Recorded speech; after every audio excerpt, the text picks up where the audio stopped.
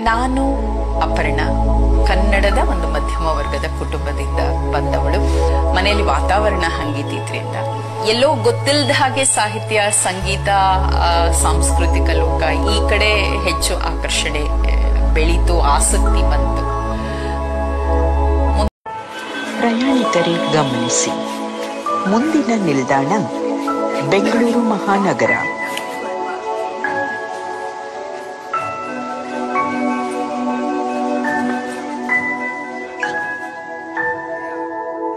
ನಾನು